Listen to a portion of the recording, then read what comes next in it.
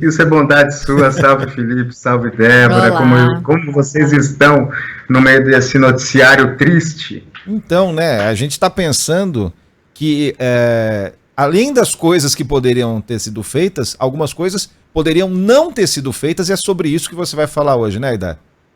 Exato, Felipe. Você sabe que a gente assiste entre meio atônito e revoltado o que acontece em Manaus. Isso é meio que o retrato acabado de uma tragédia que é consequência direta do fato de os governos se omitirem, não cumprirem suas obrigações e jogarem para o judiciário coisas que o judiciário não deveria ter que decidir. Decide porque é provocado, mas não deveria.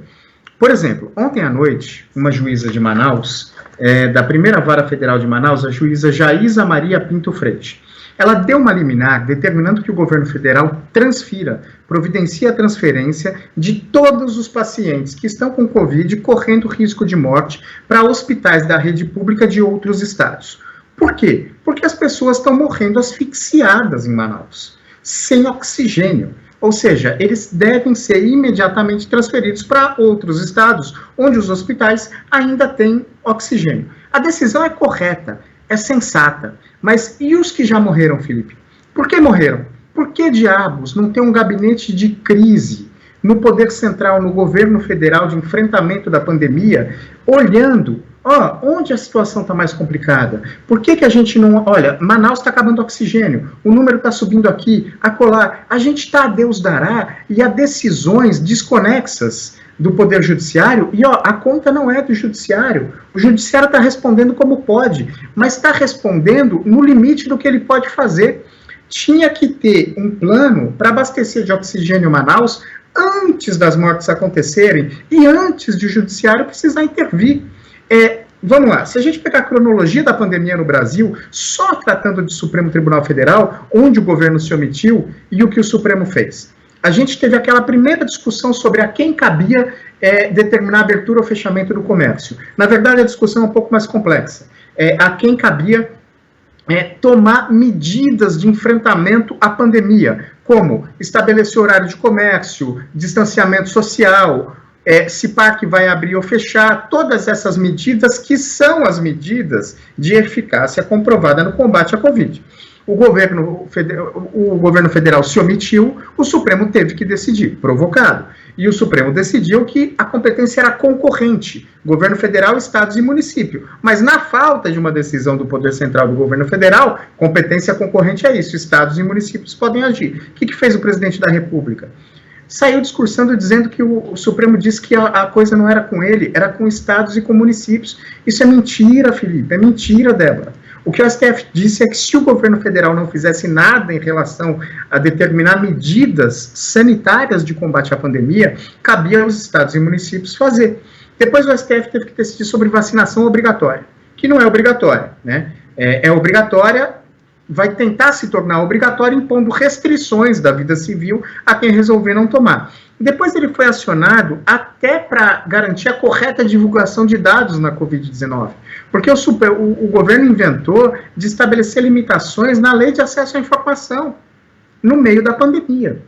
O ministro Luiz Roberto Barroso, em outra decisão, teve que suspender a divulgação de uma campanha publicitária do governo que pedia para as pessoas voltarem à vida normal. Lewandowski, o ministro Ricardo Lewandowski, toda semana está dando uma decisão, pedindo dados para o governo, etc. Todo esse quadro que eu queria dizer é o seguinte: você pega todos esses fatos, essas perguntas, o que mais poderia ter feito para evitar esse colapso, para evitar a morte de pessoas? Um gabinete de crise central no governo federal que monitorasse de forma séria a crise sanitária para impedir, não precisar do judiciário entrar e ser acionado, porque o judiciário é acionado, decide em relação à pandemia. As decisões foram, em sua maioria, não conheço todas porque o Brasil é continental, mas em sua maioria muito razoáveis e corretas, só que o judiciário tem limite. Ele não pode determinar políticas públicas, isso quem faz é o governo, e o governo se omitiu. E aí eu entro para finalizar a conversa, que eu sei que meu tempo está dando, o judiciário vai agir depois, porque serão cobradas providências, não, responsabilidades, haverá investigações, e aí é papel do judiciário condenar e punir as pessoas que foram omissas e diretamente responsáveis responsáveis pelas mortes de hoje, mais de 200 mil brasileiros. Um exemplo, Felipe, muito rápido. Está nas redes um vídeo de uma deputada em que ela dizendo que ela usa um truque para não usar máscara. Verdade. É uma deputada ensinando método de burlar a lei. Já seria uma coisa muito reprovável. Mas, nesse caso, tem tipificação penal.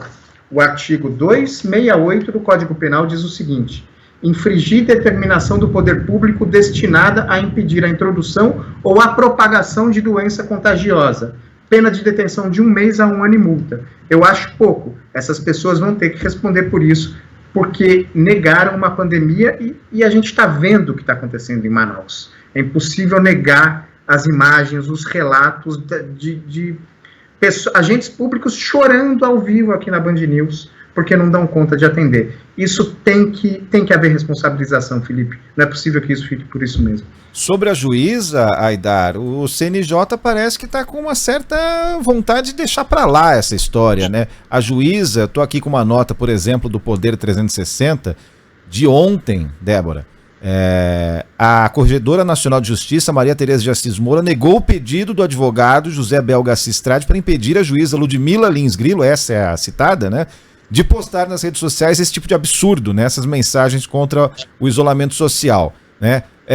O CNJ, resumindo, disse, segundo essa notícia, que vai continuar observando, mas com relação a isso não vai tomar nenhuma atitude. E eu me lembrei de outra coisa, Aidar e Débora, só para a gente terminar a nossa conversa, e em linha com o que você está trazendo como assunto hoje, Aidar. Era uma vez o ano de Nosso Senhor, de 2019, né? Quando lançaram a ideia de pacto entre os poderes, vocês se lembram muito bem disso? Ministro Toffoli, presidente da República e tudo mais. Vejam a chance que nós perdemos, né, de pacto para fazer alguma coisa decente, que é vacinar as pessoas, né? Exato, Felipe. E você sabe que o caso dessa juíza, o caso da deputada, a gente perdeu um pouco a estribeira quando a gente começou a confundir liberdade de expressão, e eu sou um defensor da liberdade de expressão, assim, empedernido, eu sou intransigente. Só que há limite. O Supremo Tribunal Federal, por exemplo, estabeleceu, em 2003, no caso Elvângia, que era um editor de livros nazistas, que aquilo era crime. A gente deixou de começar a entender o que é limite de liberdade de expressão e o que é crime. Quando a gente admite pessoas usando camisetas de torturadores ou camisetas com apologia ao nazismo, a gente está começando a esquecer o que é liberdade de expressão e o que é crime. A gente precisa voltar a atenção para esse tipo de coisa. E aí o CNJ pode cumprir um papel ou pode se omitir e depois, na frente, ser cobrado pelas responsabilidades, porque não é possível que isso fique assim. Rodrigo Aidar, o nosso supremo colunista, volta na semana que vem. Excelente fim de semana. Qualquer coisa, manda aqui pro WhatsApp que a gente atende, tá certo? Coloca você no ar a hora que você quiser. E qualquer coisa pode me acionar também. Você, Débora e o pessoal da Band News tem canal direto. Não fala, que o fim de semana tá abusa, aí, hein? meu garoto. Um beijão. Obrigada, bom fim de semana, até semana que vem. Gente, bom fim de semana, valeu. Tchau.